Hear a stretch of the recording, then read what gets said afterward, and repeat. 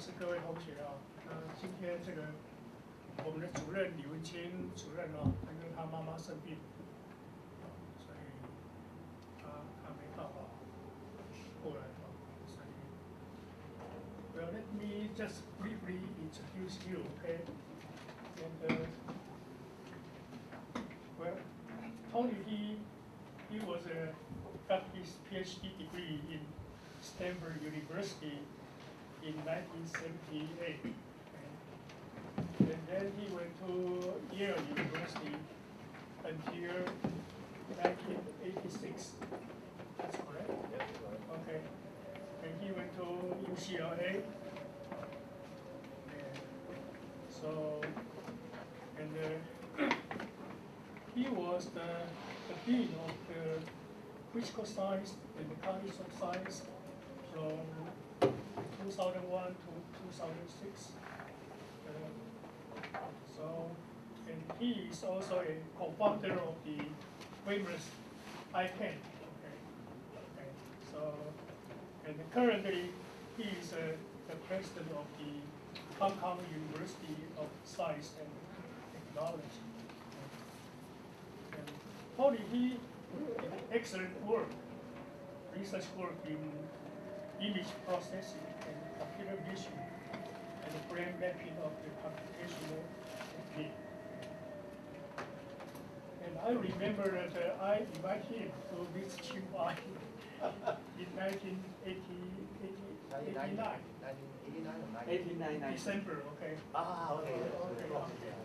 So I remember that he did a talk on the domain of decomposition. Okay.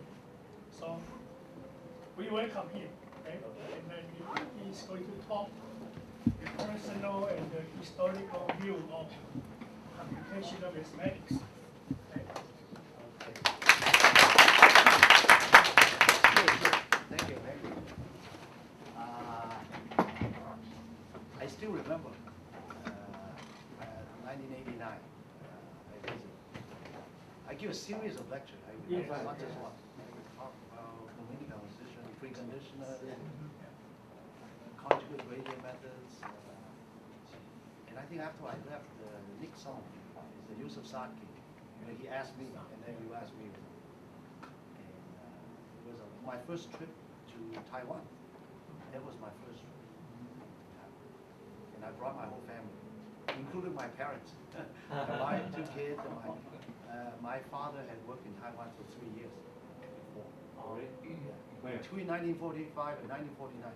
I don't think he remembered. He passed away now.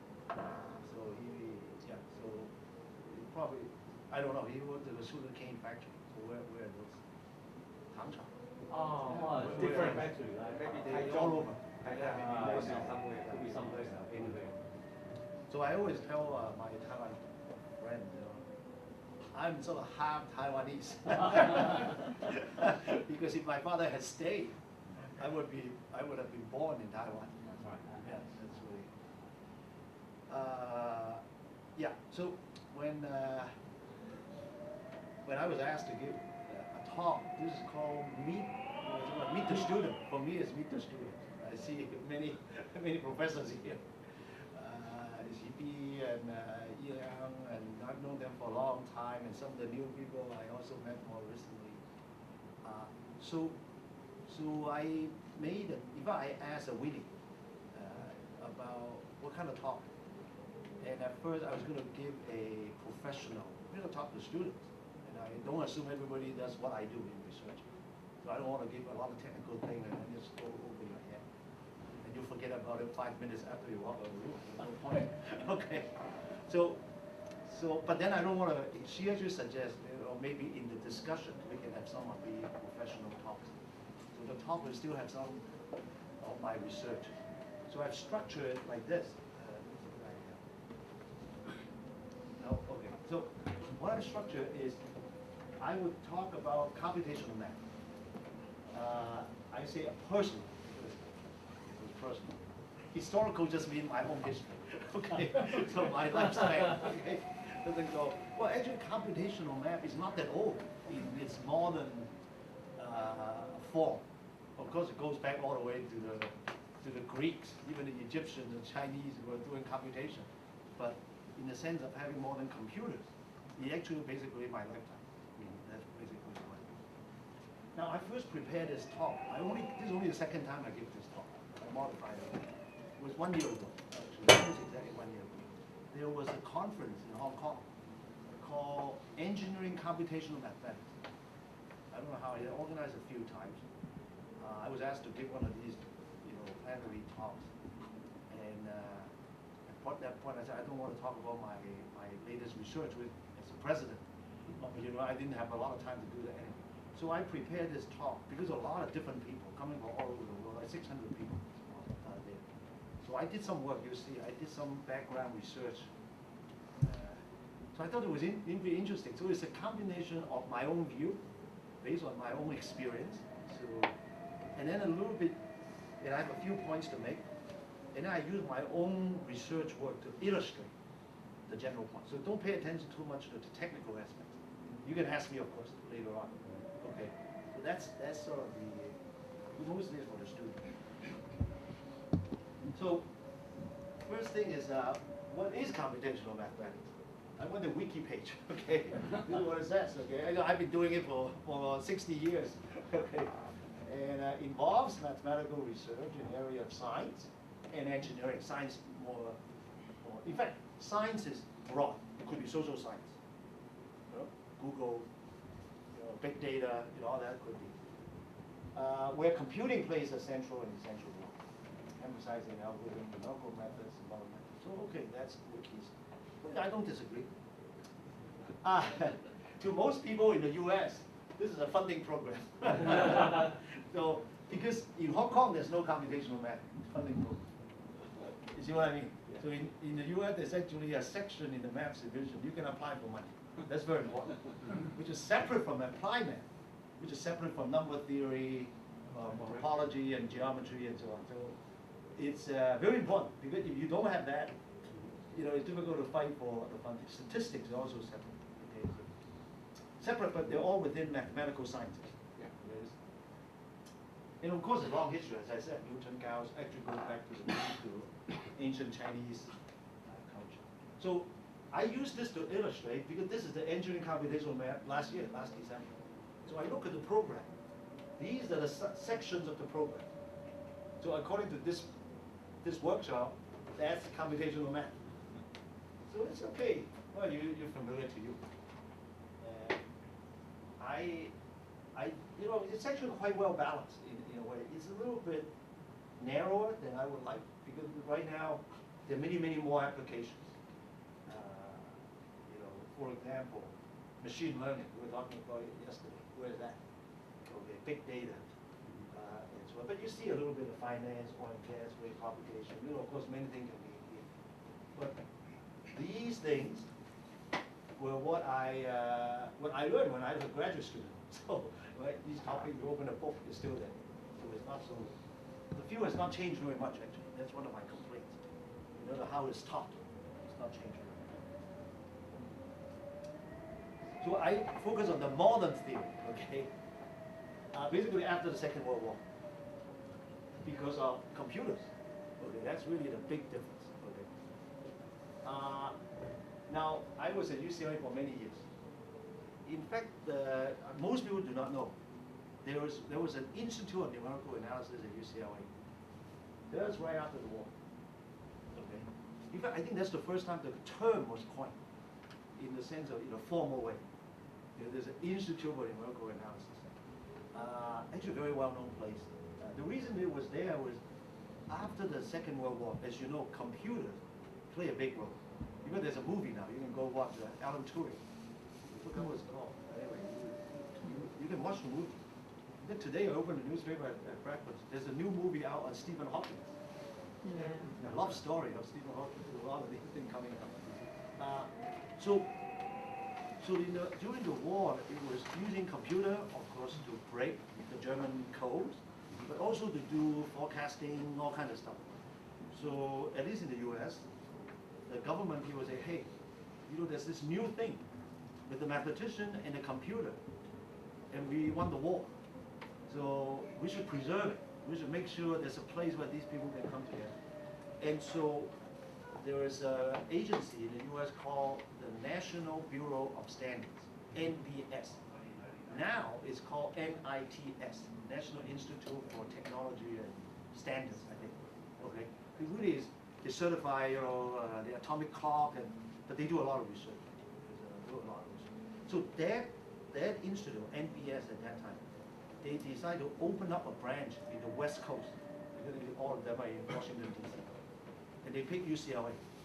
Okay, so the people there were, I think, who was it? Hestenes. You know, the conjugate gradient method. Who was there? Fritz John was a director for a year. Feynman used to visit. This is before he was at Caltech. He could not just, you know, drive down the road. I think he was in.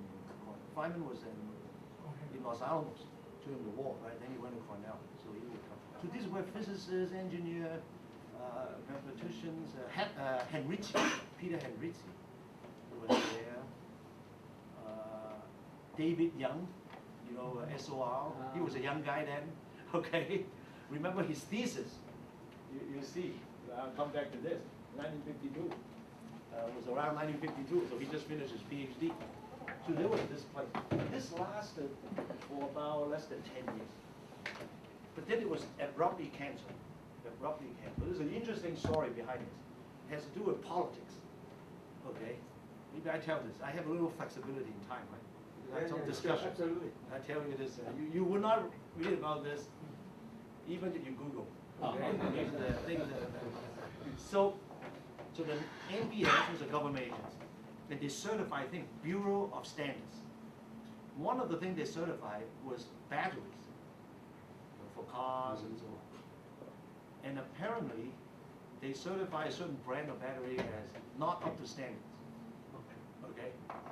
And the owner of this battery factory company is politically correct. So he was very mad. He said, what is this agency that says my product are not up to standard? So he went to Congress.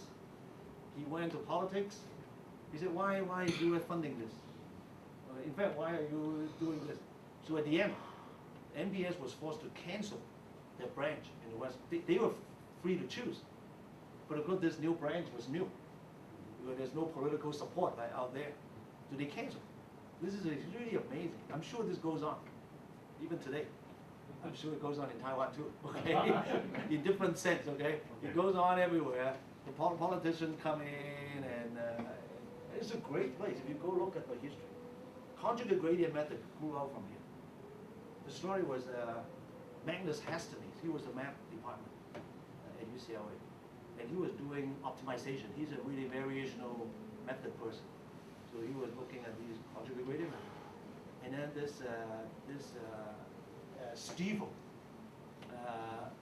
was in ETH in Zurich. And so he was visiting. So Heston said, why don't you give a talk? So like me, I gave a talk. And then after the talk, Hestenes said, hey, this is exactly what I did. So they wrote a paper together. So they never worked together. So, you know, so this is interesting, right? So they wrote conjugate gradient, Hestenes and Stiefel together. And it was it's just many, many examples where that. So right around this period, right after the war, see, I was born in 1952. Okay, so I use that to define that period. Okay, you know, this is in 1952. Siam, as you know, Siam was born the same year I was born. In fact, in 2012, there was the 60th anniversary of Siam. There was a big conference in Minneapolis, and I was one of the plenary speakers. So I gave another talk. Okay, it occurred to me that I'm the same age as Siam. Because there was some 60th birthday, you know, like Aidan Tadmore is 2 years younger than me. Okay, I know. So it occurred to me that I was the same age, but I didn't know whether I'm older or Siam was older. So I asked people to check, and in fact, Nick Trefethen, who was the president of Siam, so he actually went and checked. Well, you know, I was pretty safe. I was older because I was born in January. so Siam is April. So finally we found out it was April. But anyway, so see, Siam became the main society promoting computation applied. Before that, there was really nothing. Of course, AMS, American Mathematical Society, was around for a long time. Then a whole bunch of journals came out. First of all, there was a SIAM, there's a Journal of SIAM, basically, what was called. Then later on, SINOM was an earlier one. Scientific computing was formed when I was a student at Stanford. Literally, Golub was one of the first managing editors. Then, of course, multi-scale methods. I think Tom Howe was the first. Tom Howe was a student at UCLA when I was there. And then this one is imaging. This is the latest one that I was involved in. Okay, I'll tell you a little bit more. So all these things I can see, they coming in. All these involve computational method in one way or another. And you see the progression. This is numerical analysis. Okay, you have mathematical problem, PDE, linear algebra, and you try to understand the numerical method and analyze it. That was the thinking. Then a little bit later on, the scientific computing. He said that's a little bit too narrow, but the impact is really on this. Okay. Then the new methodology was multi-scale, because that's very broad. That has material science and chemistry and so on. Right? So you can see it's growing bigger. And here is imaging, specifically a particular application. In fact, I remember I was involved in, I was one who proposed this journal. And when you propose a journal, you don't only do the mathematical part, you have to propose the business part. You have to tell why is there a need for that, because SIAM is worried about losing money. Right? They don't want to print a journal, nobody buys it. So, okay, so we have to do a survey. There are 5 journals in the world, and that's why, but one of the things was, at that point, there was no SIAM journal that is not based on the mathematical technique. I didn't know that. See?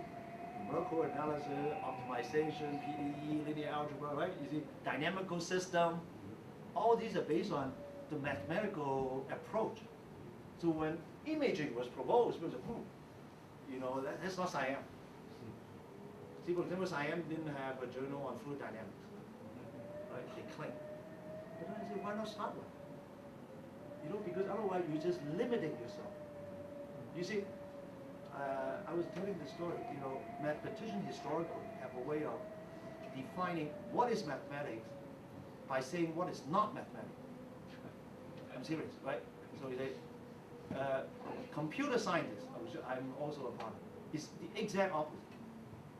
Because when I was at U.S. National Science Foundation, you see that very clearly. The computer science said, everything is computer science. Give me more money. Okay? I can do that for you. So biology, it's computational biology. Machine learning is computer science. Okay? But you look at it, it's really optimization, modeling, right? So this approach is really quite different.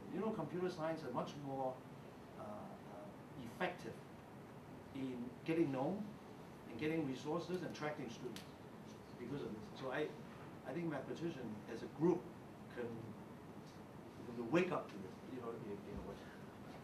Okay, I'm telling you. Okay. The term, these are some of the algorithms invented around that time. SOR, conjugate gradient, ADI, alternating direction implicit method, was by Peaceman and Ratchford. They were doing oil reservoir simulation. In fact, I heard the story that they were, I think in the Christmas and New Year of 1951, I think was the year I remember. They were in this big computer, and they were seeing results, and they didn't go home for either Christmas or New Year. Peaceman was one to talk about. Simplex method, by dancing. So they were all around that time. It was a very exciting time because you have this new machine that comes out, and you have all these mathematical ideas that can be implemented, and you can see that things are working. I think that was, of course, I was born in January. So a little bit more about myself, because I'm going to tell a little life story, okay? But not all the details. Let me see. So when I was an undergrad, I was at Caltech, and I wanted to be a physicist. Richard Feynman just got the Nobel Prize. Gell-Mann also got the Nobel Prize. Well, I went from Hong Kong to Caltech. I want to be a physicist. And then that's the secret to the universe. Okay, yeah, or you know you're the master of the universe. Okay, so then, so I took, when it comes junior year, you have to declare a major. By the way, in the U.S. system, as you know, you don't have to declare a major until the third year. And then I look, I said, even though I can do very well in physics exam, I get very good grades. But I'm really, the reason I can do that is because I can solve the math problems. What do you do in the exam in physics, right? Some eigenvalue problem, some differential equation, that's, you remember? Right? Usually, and they almost in the word, in the description, they tell you how to write down the equation. Basically, that's what in physics exams work. Right? They cannot ask you to do an experiment, 3 hours in class, okay, and so on. So I figure out if I want to be a physics major, I have to come up with those equations and the physical insight, which I did not have. Right? That's not for me. But I'm good at solving math problems that have application in physics. So I asked around, and Caltech in those days had, it's still today, if you know, not today, has a small applied math department. Has a small, that's where Tom Howe was, much later. Yeah. But now, actually now, that department is merged with computer science and everything, so it's a bigger department now. It's actually quite exciting. I also know those people. But at that time, there was Philip Safman, Gerald Witham, Herb Keller. These were the people. So what I learned, okay, so in Caltech, everybody studies the same math, physics, chemistry the first 2 years. Physics from Feynman lecture notes, math from Tom Apostle, from him. He was lecturing. Okay. Chemistry from Harry Gray, and he was one lecturer. He's actually quite exciting. Okay. But when you have to choose now in your third year, if you do study physics or mathematics, you study abstract algebra, and so on. And you go into the engineering applied, you study what I did. WKB, single perturbation, asymptotics, Laplace Fourier transform, all these kind of math that are useful, okay? So I never learned abstract algebra, which I regret. Okay? You have to learn on your own. But there's a bifurcation. I studied numerical analysis from Isaacson and Keller. He was there. He was teaching it. He was using it. Okay? John Todd, Condé and DeBoer was coming up. I don't know if you still use that book. Dahlquist and Bjork. In fact, when I went to Stanford, they were writing the book. They came to visit, and they were finalizing the book. I remember looking at an earlier version. And Gola Van Loan was being written. Van Loan was a young guy who came and, working with Gola with folders on the floor of Gola's. Because there was not so much editing or computers. There was nobody had a laptop. There was no laptops. So you have these folders. Chapter 1 is one folder. Chapter 2, they were lying all over the floor, trying to work on it. Of course, ODE, numerical ODE, I learned from Gear's book, probably still around. Numerical PDE, I learned from Mitchell in Scotland, in Dundee has a book, and Christ and Oliver. Oliver was my advisor, so he was doing this, all this Xerox copies, of the book. Some CFD. Of course, I was a computer science major, so we learned about algorithms. We were using PDB-11, IBM 360s, using cards. I'm one of the few people. I think you probably have used cards. You probably have used cards. Probably anybody else? Yeah, you have used data you. Okay. Have you dropped? Yeah, of course. A card? Okay. Then painfully. You have to be very careful. Okay, those are the HP 35 was the first scientific computer. That's the handheld. The little calculator. It has numerical stuff in it. $400 US in mid-90s. First was ARPANET. That's very important. That's the predecessor of all the internet. And in my PhD thesis, I had to use a symbolic computation. I think they're doing all the Taylor series expansions. Very complicated. And there was a system called Maxima. It basically do symbolic. And there was one version at MIT. There was one software sitting on a little computer at MIT. And through the ARPANET, you could use it. So that was new. No email, remember? There was no email. Okay. So You know, I would be sitting at Stanford in my office and trying to use this thing, and typically there were maybe 3 other people using this, and you don't know who they were. One time was Don Knuth, because there was only one. You use it, so you're a graduate student, you're a big professor, doesn't matter. You use this, we're all equal. Very interesting. These are the software. We were doing this kind of thing. Okay. So, in my career since that time, I had used, I've done a stuff for, I did numerical PDE, my thesis. Then I did some numerical linear algebra. Most people told me that they thought I was a student of Gene Goldman.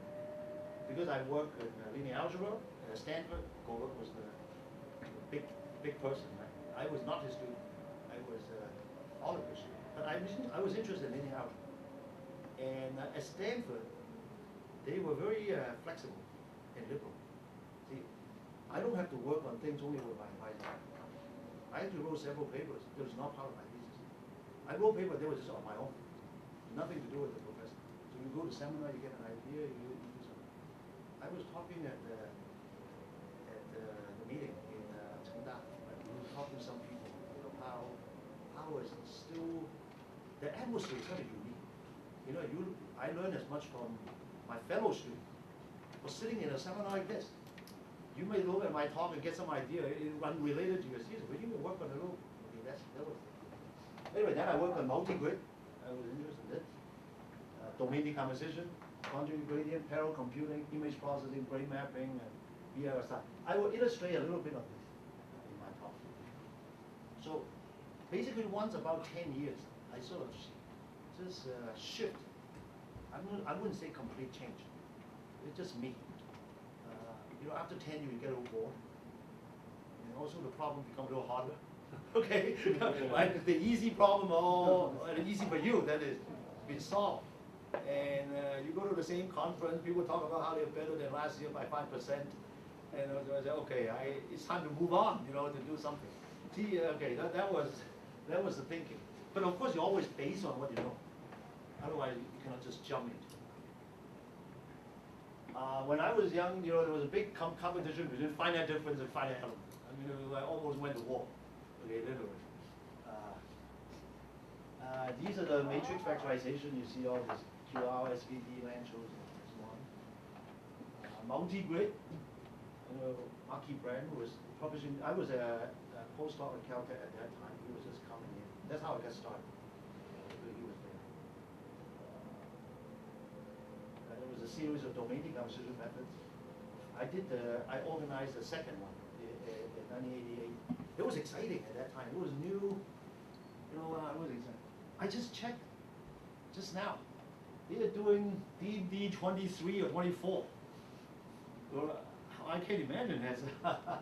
So it was still going on. Okay, I was on the committee until DD 12. So more than 10 years ago, I got it. And there are these computers.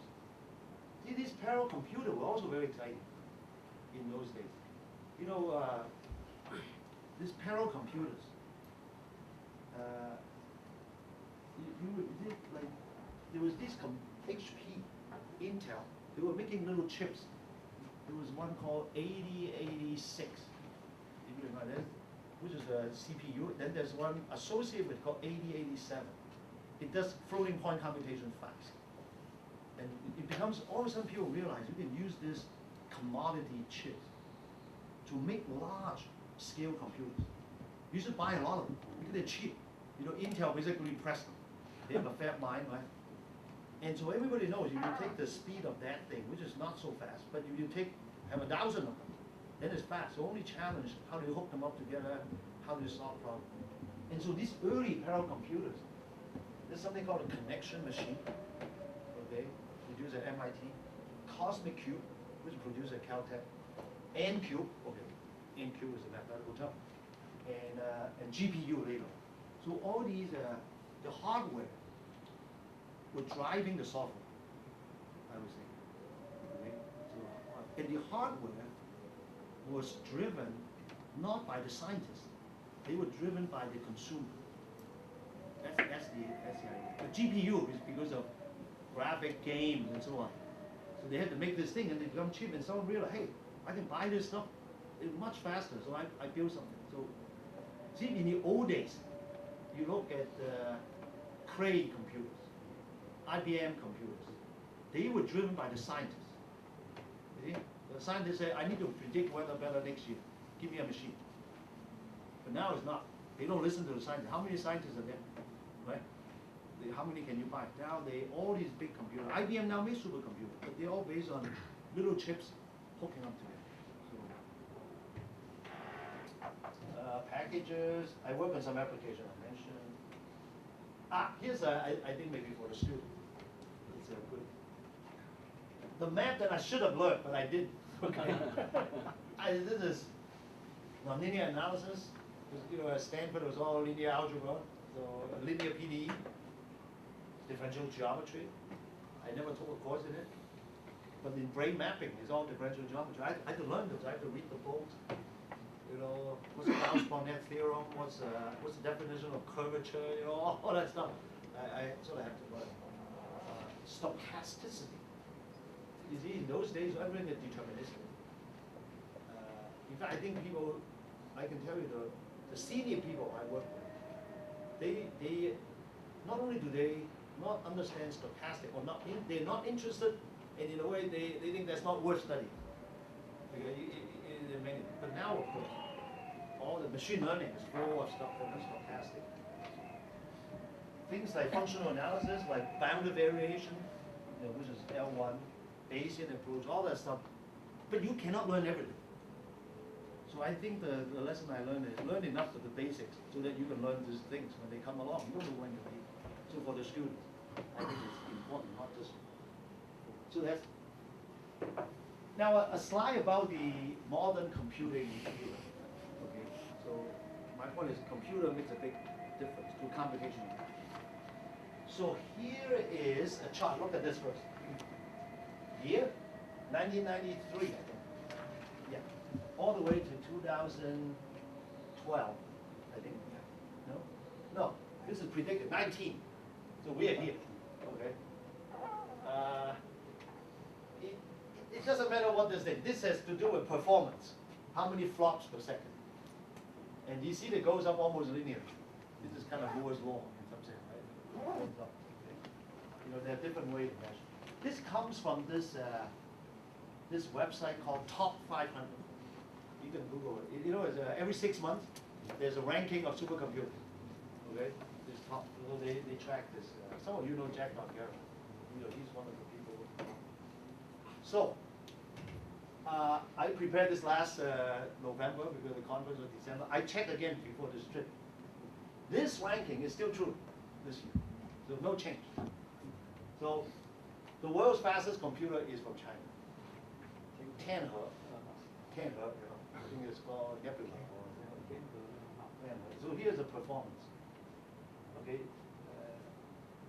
How many cores? Those are like how many CPUs, if you will. And these are the maximum speed and how much power. This is megawatts. This is like you can run, I don't know what Sinju's power. This is comparable to a city's power. Okay, you know, a small city maybe one. Second one is in Tennessee, I think, in U.S. in Oak Ridge National Lab. This one I don't know what it is. It's in Livermore. This is in Oak Ridge National Lab. This is in Livermore. This is in Japan. This is in Argonne. So 3 of them from U.S., 1 in Japan, 1 in China. I can tell you, I've been following this. 10 years ago, there's other than Japan, there's no computer from Asia, even on the top 50. Okay, so this is a big change. I think the U.S. is very worried about this.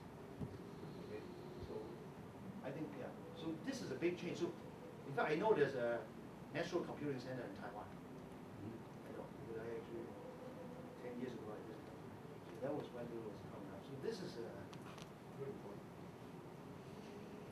Okay, another thing I looked up for this talk. This journal called Computational Science and Engineering, I think it's IEEE. They published in the year 2000, for the millennium, the top 10 algorithms. Okay, I don't know. Don Garrow is also probably going. So here's a list. Okay, at least at that time. Oh, you should be familiar with most. You know, this is like Metropolis algorithm, simplex. You know. Now, I did not work on these two, and they are very old. They are 1952, right? Remember these two. But these, I've sort of, except for quicksort, except for this, I worked on myself. So these are computational. You teach a student these kind of things. And they're still here. One thing I'm surprised is multi-grid method is not there. Because in a way, fast multipole is kind of like a multi-level method. But I was surprised that it's not there. Anyway, this is what they say. So I did a little work on this actually. Okay, I said there are other new algorithms: multi-grid, domain decomposition, multi-scale, which contains multi-grid and fast multipole. There's a Siam journal on this one. Uncertainty. There's now, I think, a new Siam journal called Uncertainty Quantification. So a lot of people, I think the idea is, I have not worked on that. The idea is we do a lot of modeling, right, in applied math. You do a simulation, you run, you get a result. But people say, how sure are you of this result? You know, what's the error bar? How is it sensitive to the input? Because giving the user just run result is no good. But you know, it's not going to be just that answer, like weather forecasting. There's always some uncertainty. So how do you quantify them? How do you compute? You get, here's a result, we expect the uncertainty is this. So there's now a science. And the other thing I noticed is there's a reconvergence of continuous and discrete methods. See, I was a student in computer science department. And in those days, computer science department were often a spin-off from math department, or electrical engineering, typically one of them. And so when they spin off, there's an identity crisis. Because they basically say, I'm not that, I left, right? So at that point is, they do continuous, we do discrete. Literally, that's what they do. So in the qualifying exams and so on, they don't require the student to know any differential equation. That's like bad. You know, those guys in the other building in math department do. We do discrete, we do graph theory, we do whatever. But it's stupid actually. Think about it, because all you want to do is to solve problems using the most effective tools. And now, you even in imaging, we do PDE. That people will use graph theory, and some people will combine machine learning, large big data. They all combine together.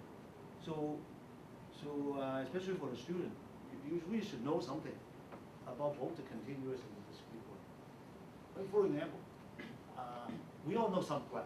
I assume everybody here knows some graph, a little bit of graph. But I never learned, there's something called hypergraph. I actually never heard of the term. Okay, so, but it turns out hypergraph is the right tools in VLSI simulation. Okay, so I will tell you a little bit about it. So, but fortunately, I learned enough so that I can learn about hypergraph. Not too much. Okay. Usually, when you have these algorithms, right, the top 10 plus some of the other ones, how do you measure how good an algorithm is? How do you measure? You know, or model plus the algorithm. You see, in pure mathematics, okay, how do you measure? How do you select the fewest methods? Okay. Well, okay, that's a.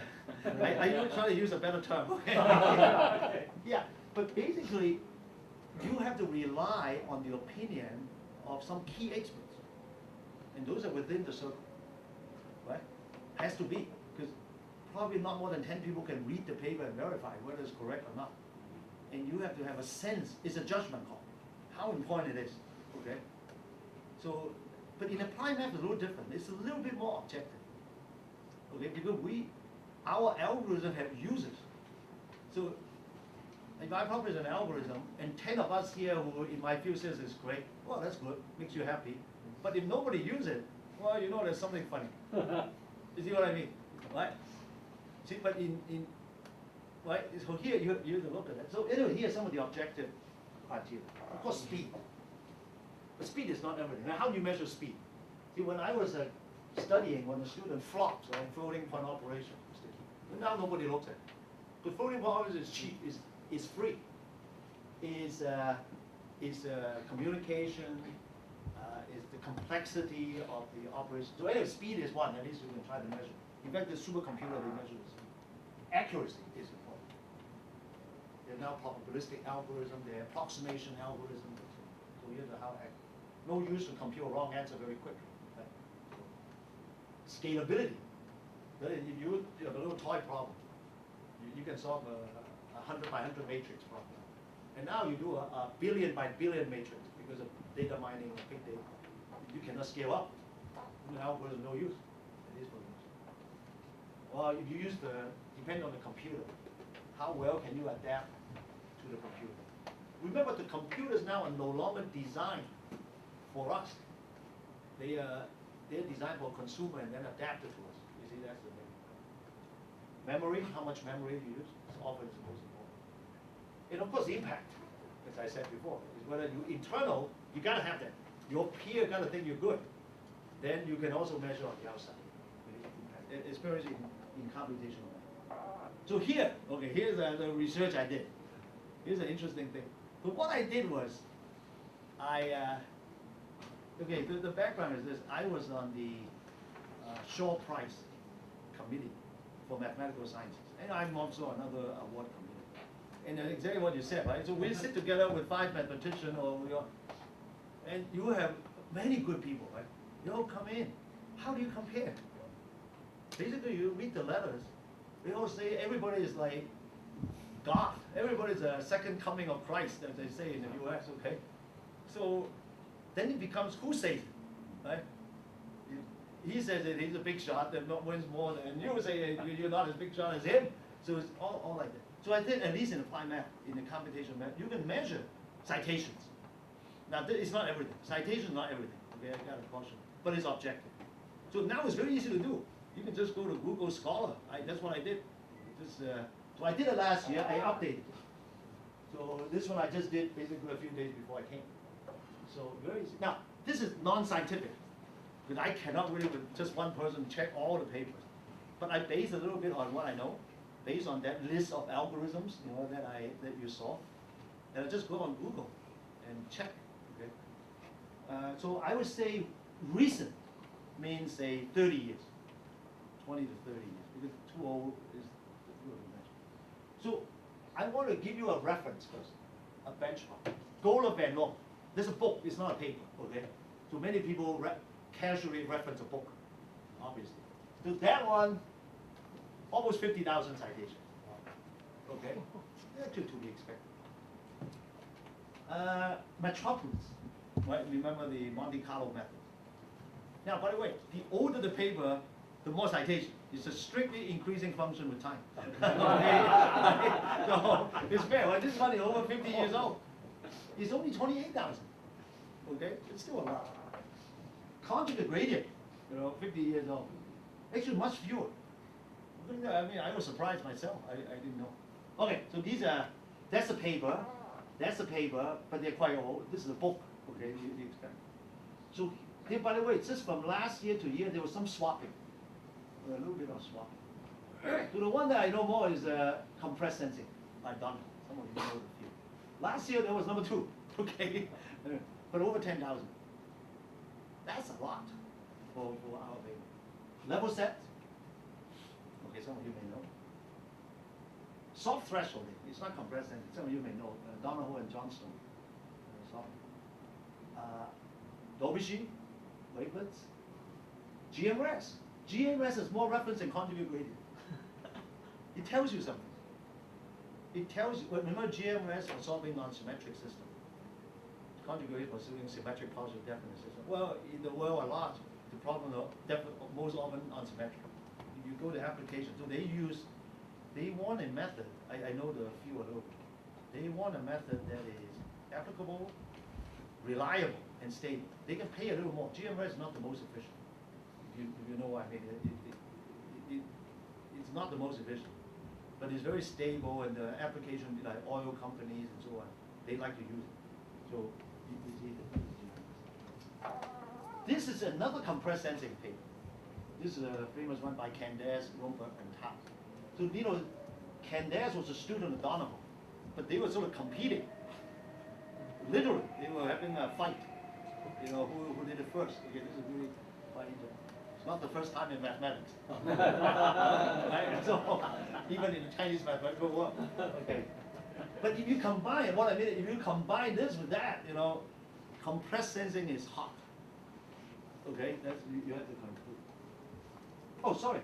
This is software, and this Donohoe Johnstone is here. So Donohoe is really quite dominant. Okay, I mean, you look at this. This is imaging. This is the ROF, Boolean Ocean Fatigue. Okay, quite. Okay, so I was glad to find out I have a paper in there, and at least in the Paul Bar, just made the top 10 on my list.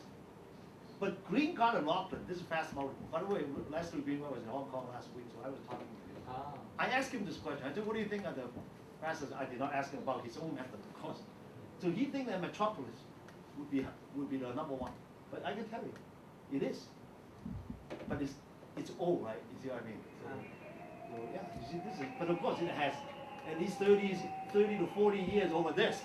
You can wait another 30 or 40 years, this will be far faster than that. So it's unfair to compare too old. Multigrid just fell off the top 10 on my list. It's not scientific. Okay, but this tells you a little. So anyway, my conclusion is this, is that when you get 10,000 citations, most of these citations are not from your peers. You don't have 10,000 people in your peer group. So most of this, 90% of these, are from people who use it. They have no idea who you are.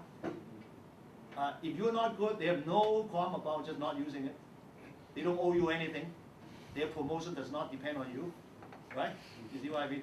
So these, I think, mean something. Okay, you want to look at, we now actually many people look at this for promotion, cases. You cannot rely on it just like that. You cannot say he gets tenure, he doesn't get tenure. You cannot say that. But it gives you a sense, of this. I think this is quite interesting. By the way, if you find a paper that should fit in there, let me know. Because I just did it unscientifically. Okay, now a little bit about these methods, linear algebra and so on. So, well, you know this. A little bit history. I just want to tell you a little bit of history. So, in the old days, there are packages, IcePack, LimPack, and so on, right? And it was good and bad, actually. I can tell you, okay? Because it's good because it takes the result of the numerical analysis community and put it in a form that many people can use. MATLAB is a direct result. MATLAB is an interface basically between these packages and much more, of course, graphics and so on.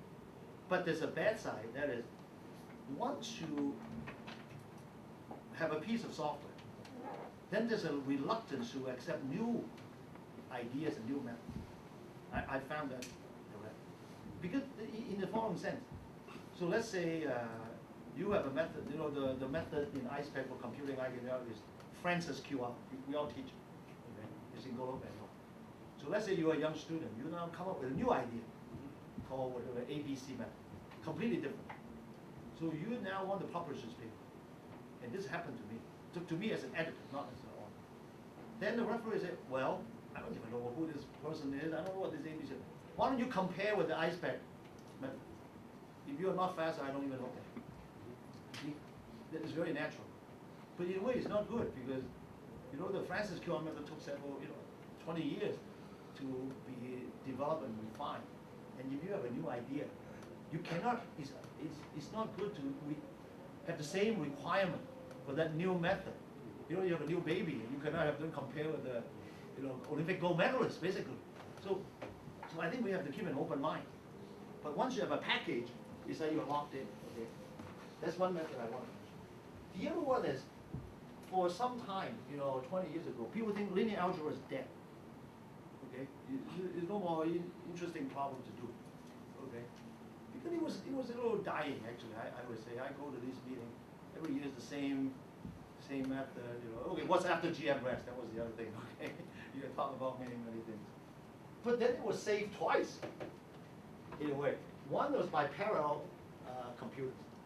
So all of a sudden, Because at the end of the day, as Gene Golub always say, what you do on the computer is always solving linear algebra. Okay, no matter what problem you have, at the end you just do linear algebra. So, but then the new method, how do you do factorization, how do you do conjugate gradient, how do you do all this stuff on parallel computers? So all of a sudden people are interested. Then the other one is this search, like Google and search method. You know, page rank in Google is correspond to the largest eigenvalue and eigenvector, right? You know, so, but these are big matrices. So all of a sudden, a lot of people are interested in that. Books written, you know, conferences and so. So in a way, you see, the field can be resurrected. And then there is this Netflix problem that people are still doing now with compressed sensing. So there's $1 million. There was a price together with this. You say, okay, well, there's interest. Multi-grid domain decomposition. Maybe I just mentioned. Maybe I just mentioned this. It's interesting historically. Because domain decomposition was an idea, right? You have a parallel computer, many processors, and you want to keep each one of them busy to solve the overall problem fast. That was the motivation, at least in the West, in the US. How do you do it fast? But it turns out many of the ideas originate in Russia or in the Soviet Union for completely different reasons. Because in Russia, in those days, they don't have good computers. Their computer has very small memory. So maybe they have, you know, a little computer, and they say, I can only fit so much memory in here. So I have to solve a big elliptic problem, but I can only solve a little piece. So I want to solve the little piece, then I put in another little piece, I want to solve it. Now how do I piece them together? Well, they developed methods for this. But turns out, that's domain decomposition. So they have developed a mathematical technique on how to stick things together. You know, I remember the key thing. If you take an elliptic operator and you reduce it to boundaries, it's called a Poincare-Stekov operator. Right? Poincare, French, Stekov is Russian. So they were looking at these. So the mathematical framework was developed for completely different reasons. You never know. And of course, fast multiple is also a part of this. Okay. Now a little bit to my own work.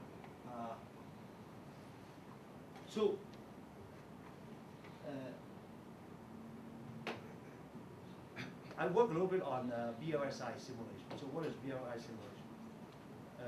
Very large scale integration, right? Designing chips. In fact, the problem we looked at was it's called the physical design placement problem.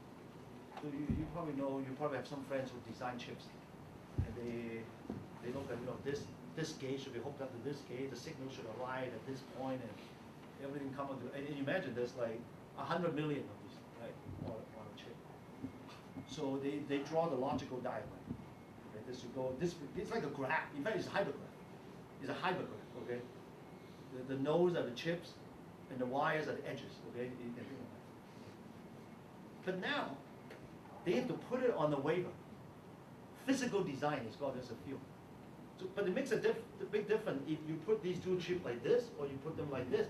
You have to squeeze, because the signal speed depends on how long the wires are, because they're running at the speed of light.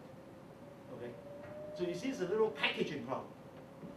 Okay, you want to package them all together. They don't overlap, because the chips cannot overlap, and the signal has to get there as quickly as possible.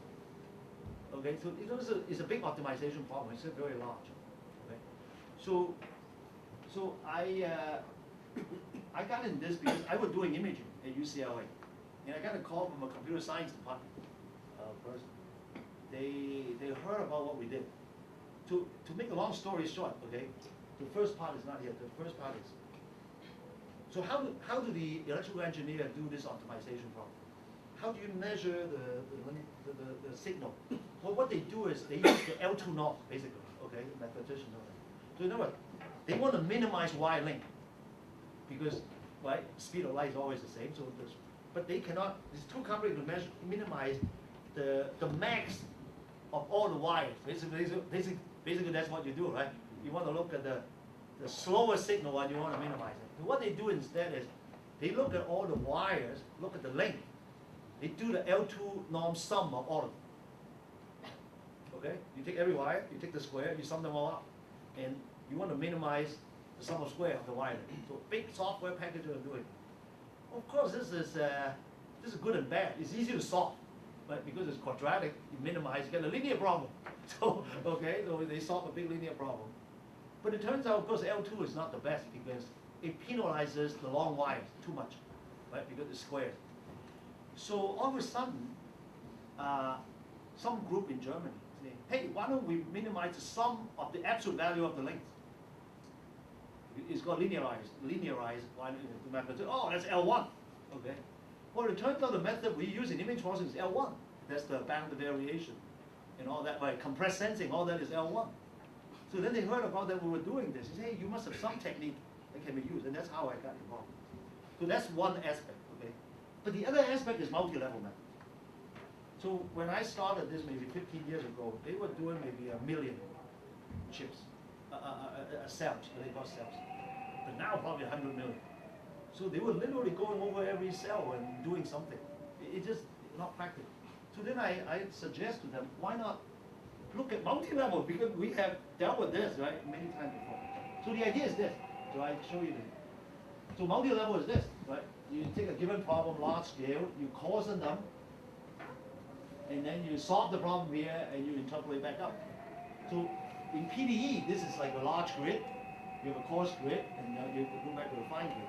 In VLSI, you just have a large problem, and this is some coarse representation of that chip, and you go back up. That's the idea. So, for example, now there's a book, multi-level optimization in VLSI. So this is relatively new.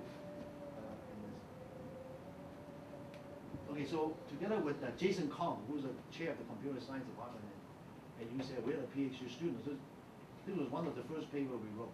So using hypergraph, using coarsening, and it came out, and we were so much better than the competitors, you know, in terms of speed.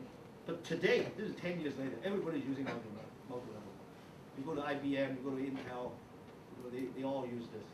Well, first of all, I'm not saying they follow us, but they felt the same need that we face. Okay, so I want to show you a diagram. Okay, you see those blue things are the cells. Imagine those things you have to place, and you have to minimize the overlap with these blocks. So a little jigsaw puzzle problem. So when it started, let me show you. So we start in the middle. So this is as the algorithm proceeds. This is not a big problem. Okay, this is wire length. Okay, half perimeter wire length. So basically, as the operation, it spreads out and trying to minimize overlap and minimize the L1 norm of the wire, the sum of the wire length. Okay, so this is like solving kind of a discrete PDE, if you will. Okay, for what we do. Okay, so that's one. So I think my point here is, you can use, first of all, you have to recognize that similar ideas from other fields can be used in the field. I think that was the key. Because that's how we were the first to do it. And it takes the combination of expertise. Because I didn't know about the VLSI problem. I'm not and my co-author, he didn't know about all these math techniques. But somehow we realized that we can combine. And by combining, we were the leader, see, in that. But of course, so I think that especially for a student, if you want to be a leader in this field, you have to have a nose for the next opportunity comes up. You say, hey, I know this technique. I can apply here, and I know something that you don't know. But I have to partner. I have to find the right partner because I don't know everything about that field. So so that's a very good example.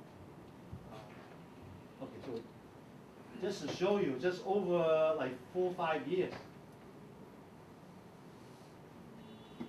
Yeah, this shows drop in time, you know, the increase in performance over time with the techniques that we do. This is how we coarsen faster, how do we do the relaxation on each level. I mean, this is a little technical, again, I don't want to, okay? So I mean, they can go in there, primal, dual, you know, those are mathematical techniques. So there's always refinement. They have contests.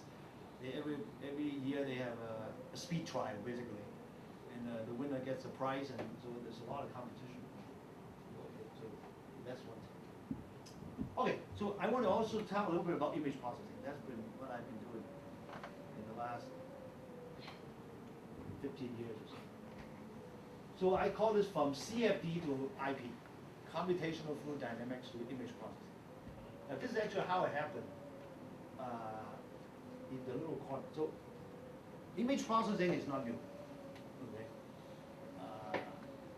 In fact, has always been done by electrical engineers and computer scientists. The electrical engineers, they look at it as signal processing. Okay? Because it's a signal, it's not voice, it's image, pixels. You have a discrete set of intensity values. Denoise, you process it, right? Whatever. And so the signal processing, people have been doing it using discrete count. So one of the first people who realized you can use continuous mathematics to look at images was actually Lenny Rudin. He was a graduate student at Caltech, okay, in computer science department. And he realized that he would, in images, it's not just any signal. In other words, if you look at the intensity value of an image, you have a lot of discontinuities. Right? You have the objects, dark, bright, so full of edges, full of discontinuities. So he was smart enough to say, hey, what are some other fields that treat discontinuities? So if you look at some of the early papers by Ocean on this, they call shock filters for image processing. So they literally borrow from there, from the shock filter. How to write down the scheme, all that. But a little bit later on, they quickly converge on a sort of variational method for doing it, and using bounded variation, L1 norms and so on. So that quickly came up. Okay. In a way, image processing is very much like fluid mechanics, CFD, okay? Because you can have a multi-dimensional image. A typical image, a black and white image, right, is two-dimensional function, scalar, because the value is intensity. That's what it is. Okay? But quickly you have multi-dimensional, three-dimensional image. You can have hyperspectral images. You can have different modalities, infrared, and range and all that. You can have time, right, because video. So the complexity is very much like CFD. We all know about it. And now you have discontinuities, and you together with it nonlinearity, because BV L1 is when you take the order of Lagrange is nonlinear. Okay. So IP, image processing, I call this a new CFD for computational math. In the following sense, in computational math, traditionally after the Second World War, what is the one application that implicitly drives development? It's actually fluids. Because it started from the war. When people were simulating, bombs and explosions and fluids hitting each other, and all these methods we learned were really implicitly coming from those guys. Okay? So now I'm hoping that image processing is just another method like this. The driving force is not those applications. Is images, human perception. You have to understand how humans look at them, how to automate images, computer vision, robotics. Those are the things that are driving the image processing.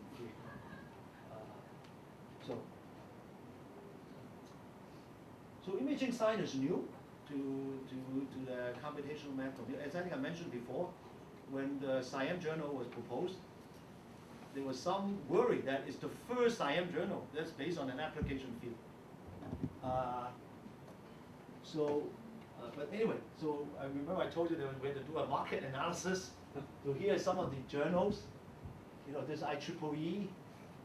This one has actually mathematics in its title. It's published in Europe, and so on. So you see, so this is a new SIAM journal.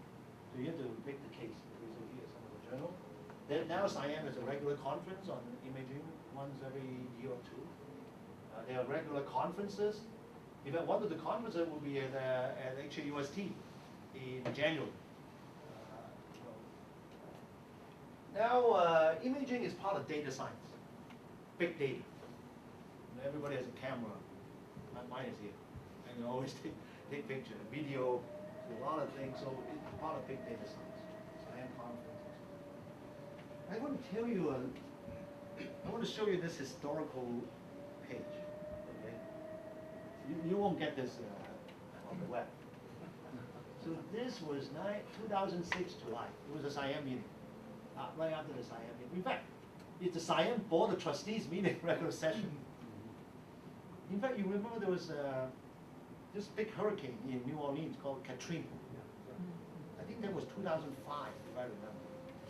It was actually, I was there at that meeting. We just missed it by a week. Everybody was there. And so at that point, I was asked by the SIAM Board to look into thinking about a SIAM journal and imaging.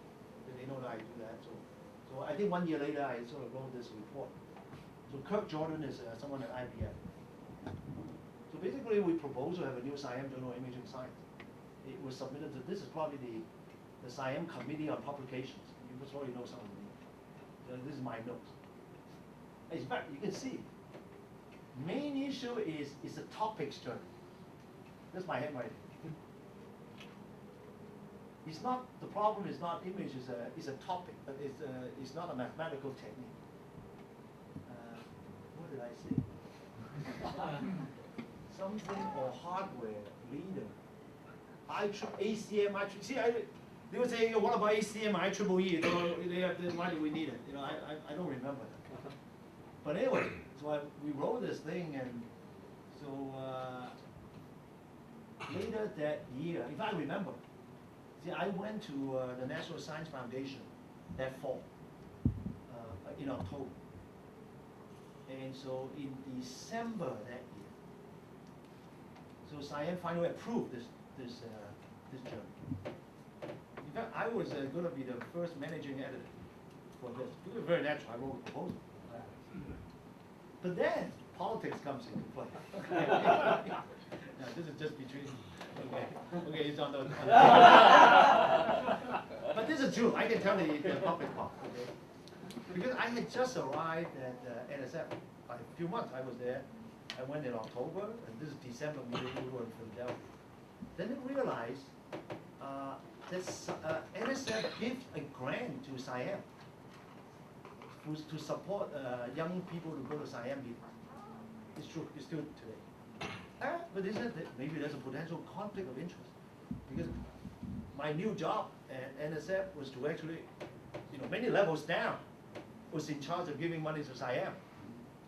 And if SIAM is appointing me as a managing editor, there's a conflict of interest. Okay, so I can see that.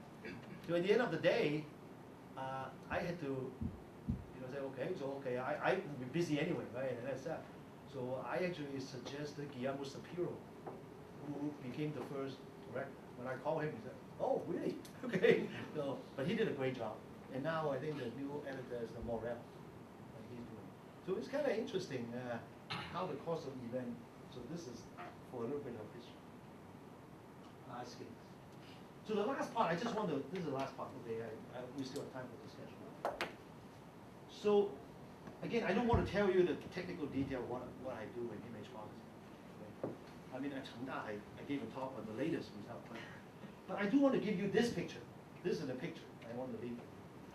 And then I highlight it. See, remember I said image processing is like the new CFD. So you would expect that image processing would give a lot of challenging problem to mathematician and computational mathematician. Right? That's the green arrow going this way. Okay, but actually when it started, it's more going the red arrow going this way. So in other words, we know there's some image processing problem, denoising, segmentation, whatever. And then what kind of math technique can be applied there? That's how I mentioned about shock. Okay, study of discontinuity, BV norm, and all that. So that's coming from here. So you see here. Okay, calculus of variation because of variational principles. Differential geometry. The differential geometry comes in because you have objects in images. You want to segment, you want to process, and you care about the geometry of the object. Okay, what's the best way to describe the geometry? This is when the electrical engineering is facing problems. This is where the power of mathematics. Okay, if you're used to looking at images as just a rectangular array of pixels, okay, each one with an image, it's very difficult to extract shape information from that. If you do a Fourier transform of this data, it's very difficult to. People try. There's something called a Hope transform and all that. You can try. It's very. But whereas the geometers have dealt with this for a long time, they understand about perimeters, smoothness. You know, I mean, there's all that stuff. I don't know. Yeah. So that's when you come in. Level set. Level set is a computational technique to represent geometry. That is very flexible. And I think not to be unfair to my electrical engineering friends, they would never be able to dream that up because it's not in their field, you know. Level set was dreamt up because of combustion problem in fluid dynamics. Okay, that's how it came. So it just you cannot ask an electrical engineer to come up with that because it's not in their consciousness. You know, it's not that they are not smart. Okay. And then you have smooth and non-smooth functional analysis and pass on. So the wavelet, by the way, so this is interesting. So people like Ocean and so on are looking at total variation and boundary variation. They look at it from a functional analytic point of view. Well, then there is the harmonic analysts. You know, Koifman, Donahoe, Debussy, Malat, you know, these people. And they realize that because they are just the better Fourier analyzers, right? Wavelet is, to a lot of people, just the modern version of all this analysis. And they have to deal with geometry, okay? So they then have to fix, you know, you heard about curvelets, bandlets, all of these, but it's still based on sort of wavelet thinking. Best-of spaces, okay, and so on, they come in. And then there's evolved a field, a subfield called geometric harmonic analysis, I think, or harmonic geometric analysis, I forgot which way. You try to build in geometry. You see, so everybody realize. But in the variational method, using differential geometry is a very natural way. So these are all math stuff that you can throw at the image processing problem. And that's what happened in early. But what I expect is there will be more going this way. But it's developing now. It's not as obvious. So some of the compressed sensing is a good example. Compressed sensing, well, depends on who you talk to. So certainly for Candace, because I know him, he gave a talk. He was motivated by image processing. So he was trying to do this stuff. And so he think about, you know, you see compressed sensing, you know a little bit, right? So you're given data, you have limited data, you don't have complete data. Let's say you take a camera, you have JPEG, okay? You're missing some pixel or missing some JPEG coefficient. But you do have some. So you want to fill in the missing one, matching the one that you have. And you fill it in the best possible way, okay? And the key question was sparsity. The key property is sparsity. So if your signal is sparse, then you can observe very little and you can complete. That's the idea, okay? So what is sparse? Sparse is small L0 naught of the coefficient vector, Fourier transform, whatever wavelet transform, right? The smallest number of coefficients. That's L0 naught. So this for statisticians have been known for a long time. You want to minimize the L0 naught, except it's impossible to solve. It's a combinatorial problem. It's a, NP complete and all that. So I think Donahoe and people like that realize, hey, maybe I can use the L1 now. Because L1 is convex. But it's the closest LP to L0 that is convex. So that's one way to think about it. But certainly people are thinking about from the image processing. So I would credit that as a problem coming from image processing. People thinking, and it leads to sort of new ideas in math. So of course, compressed sensing is not limited now to image processing. It is much broader, right, for data analysis. So I would predict there are more and more of these methods going on. Here's another idea. I just want to quick. I mentioned this in tonight at the meeting. Convexification. Okay. Convexification is so many of these image processing problems are non-convex. One set of problems where they're non-convex is because you are minimizing over sets in space. your object. You want to find the best object. So that's a set. Think about a function as a characteristic function, right? And you think about sets, they're not convex. You merge them or merge them. So that's one of the basic reasons. They're not convex, so you can be trapped in local minimum, and all. Well, sometimes in image processing, I was one of the people involved in this early on. It turns out for some of the image processing models, not all, of course, you can embed this non-convex problem into a higher dimensional convex problem. Okay? So basically the idea, I talk about this in Chengda. Instead of saying the set is a characteristic function, which it can only take on values 0 to 1, you let it to take real values. Okay? You write down the function u, let's say. Okay? But you want is 0 and 1. But okay, just forget it. In the meantime, I'm accepting some real value. And you just modify the model that way. It becomes convex, right? You solve this problem using standard method. At the end, you can either threshold this u to 0 and 1.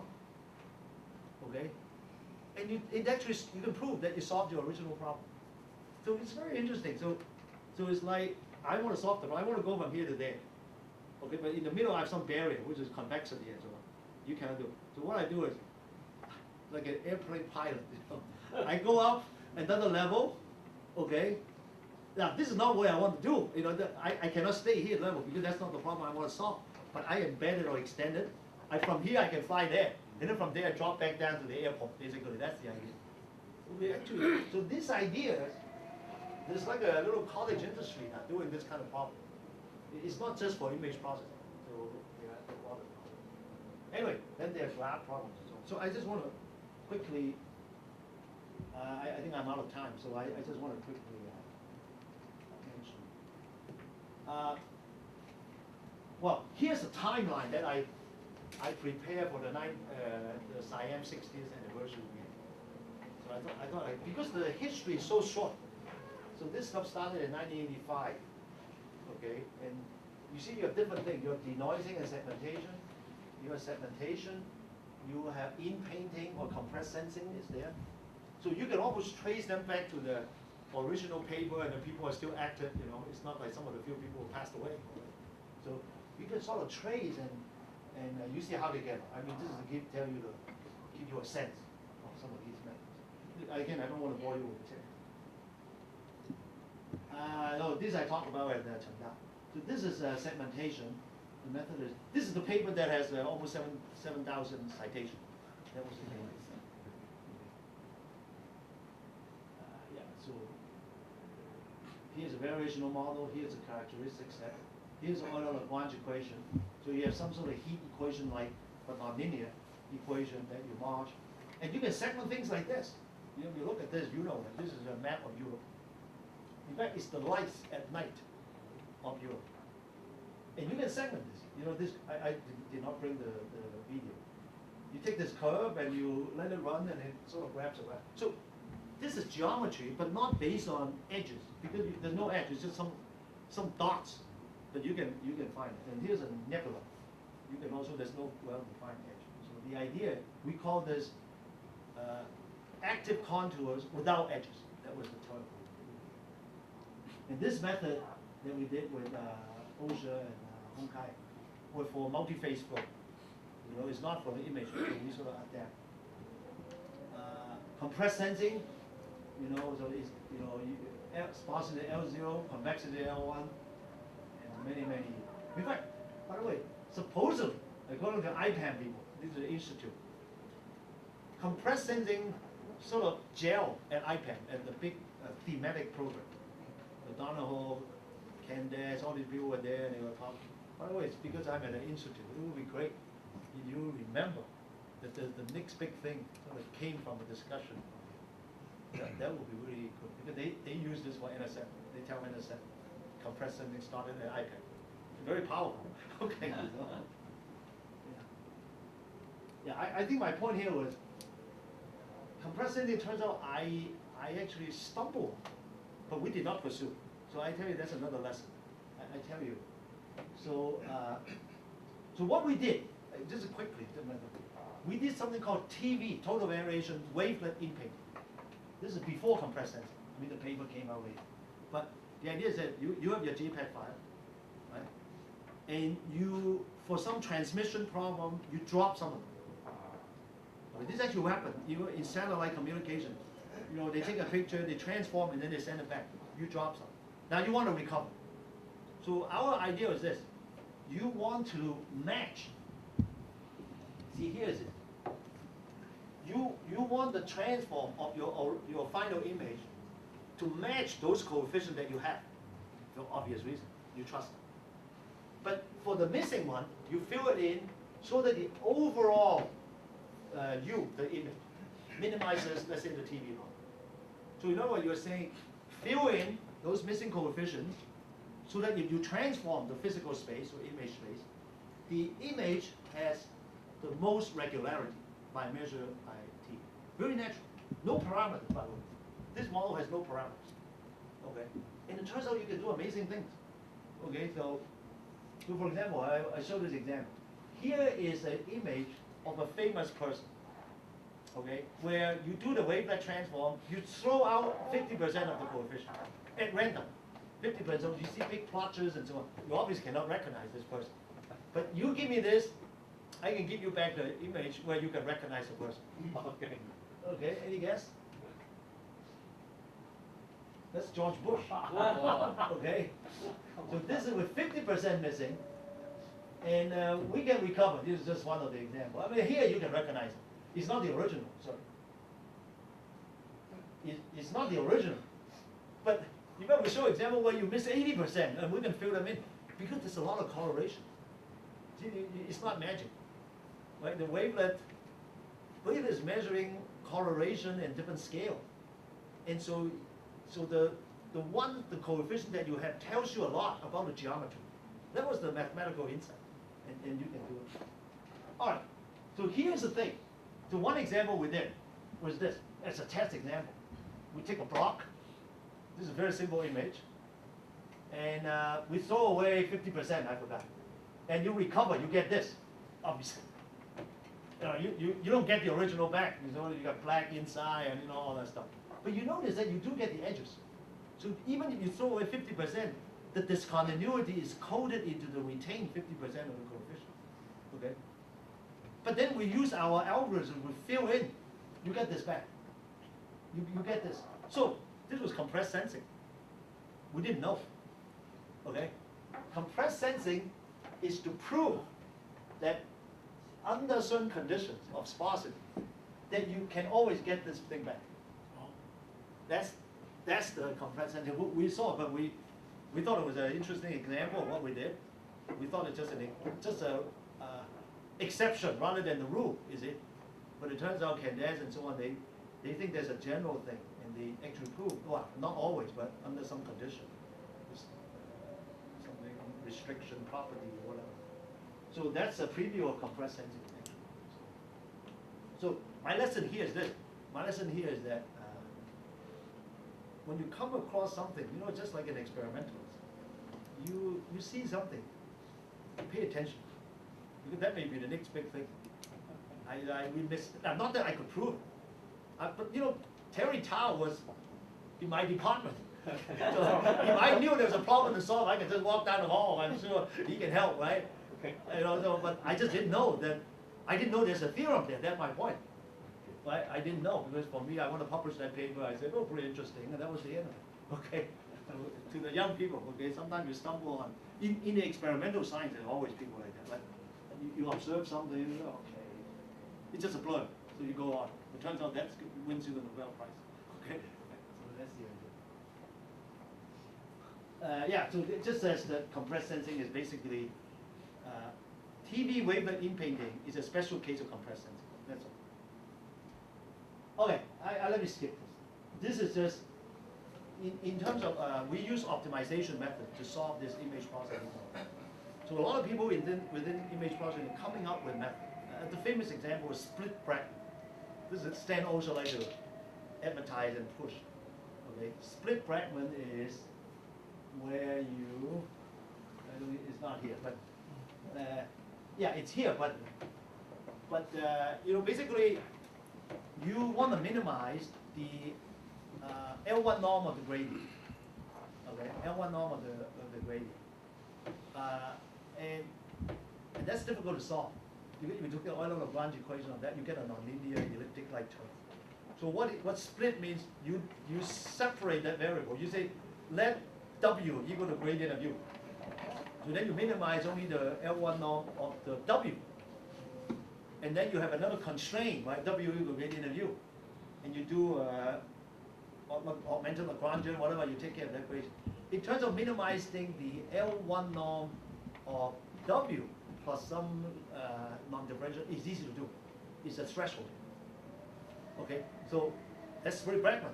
It turns out it's just it's augmented Lagrange method with this separation of variables. So my point here is this: there's nothing new under the sun.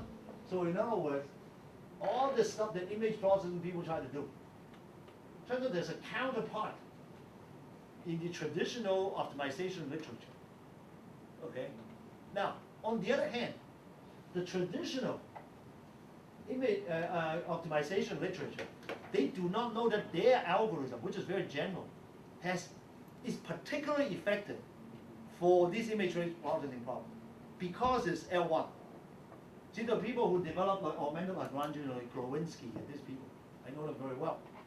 In fact, for L2 problem, or they don't work as well for L1. It turns out, which is crazy actually. So their method, which developed over the last 40 years, turns out is particularly effective for these L1 problem in image processing. Okay, so this thing goes back and forth. That's sort of my point. So you see, there's like a map.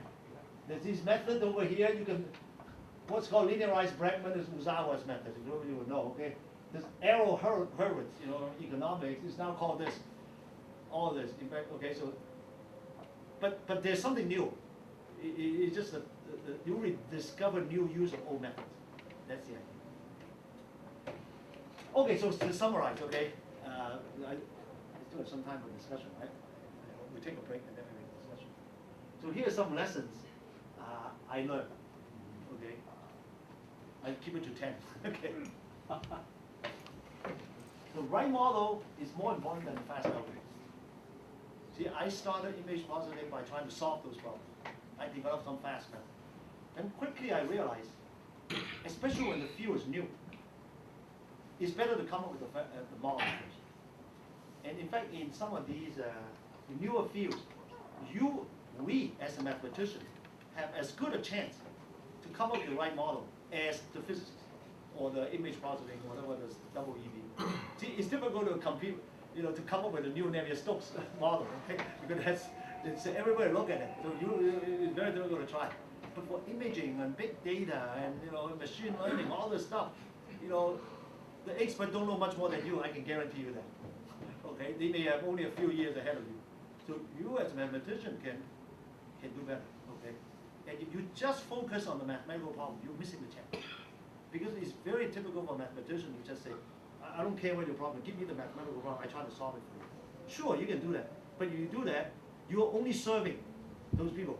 So it's all right, you will never get ahead there, but also you're missing the impact in mathematics. Like what I said before, you have to bring those ideas, put into mathematics. That's not nice. Simplicity trumps everything else. Okay. So one of the reasons that this Chen-Vesey method is receiving so many citations is because it's the simplest method, the model, that solves your problem. If it's simple, nobody uses it. Okay? Right? If it solves your problem, it's so complicated, nobody uses it. This is what I realized. Okay? This is just the right balance. Now, two mathematicians, sometimes they look at it differently. And I have learned that. You know what they say? It's too simple. It's not worth publishing. You see what I mean? Because they're looking for the generalization and where's your theorem? Where's your where's your thing over the line? In a way, in a computational math, in applied math in general, you have to strike the right balance. Our goal is not to find the most general case, at least for me, or the most complicated thing, right? To beat the guy next door in your down hall in your office. You want to find the simplest model that actually solve the problem in general. Because then everybody uses it. Okay, that's an objective measure. Proof is good, okay, because many mathematicians say, well, you know, how do you define a mathematician? I just ask this. We do proofs. That's it. Or everybody else don't know what they're doing. Or, in fact, I've heard mathematicians say that. Everybody else just fooling around. We are the... It's true. Now, of course, proof is very good. Right? As I said, proof is certainly do distinguish mathematicians from others. But if that's the only thing we do, then we become a little isolated field. I think that's you have to strike the right balance. But not absolutely necessary. Good idea is a must. That's the idea. You gotta have a good idea. Yeah. Okay. And sometimes you cannot prove it. Somebody else can prove it.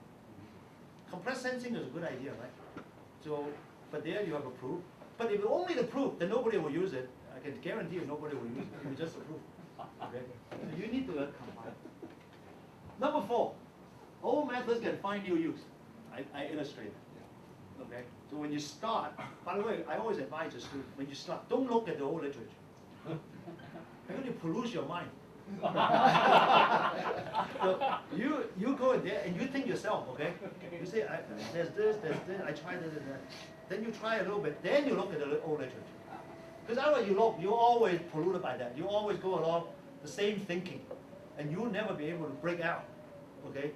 But anyway, old method can find new use. New application, the reverse, the dual, can inspire new computational math. The image processing, I show you, right? Those are the 2 areas. Number 6, computer hardware has changed. Good ideas last. Okay? I'm sure we have many examples. You know, from vector machine to parallel machine to this and there's a GPU, all that stuff. They come and gone.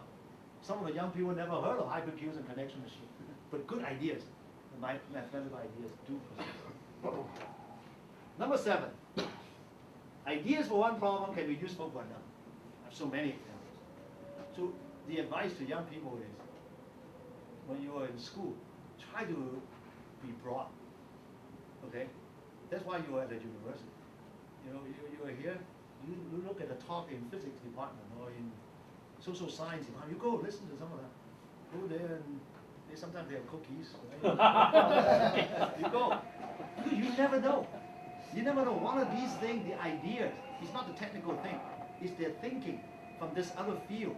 Then when you're faced with it, you go, yeah, I remember. You know, there's another way to look at this thing, and then if you are taught well, then you know how to pursue the rest. Okay? This is very important. For example, the idea, total variation of image processing comes from TVD schemes of shock capture. And there are not many people in the world who know both. Osho is one of the ones. Even Osho alone did not do it, right? You need Lady Rudin plus Osho. And that's how it happened. Okay. Number 8. What appears different may be related. Okay, I'll show you this. Okay. So, okay. So, Number 9. New math plus old tricks is good. Okay. So, Number 10. Be the first to spot a math idea or rich application. Okay. Don't follow. Oh well, sometimes you have to follow, but be the first, and that's how you lead. Okay. So I don't know. I try to boil this down to 10. Okay. I think I should stop here. Take a break. Okay. I think that's the 10 minutes break. Okay. Then we begin the forum. The forum is how long until noon? Well, until Okay, good. We have an hour almost. Yeah, okay.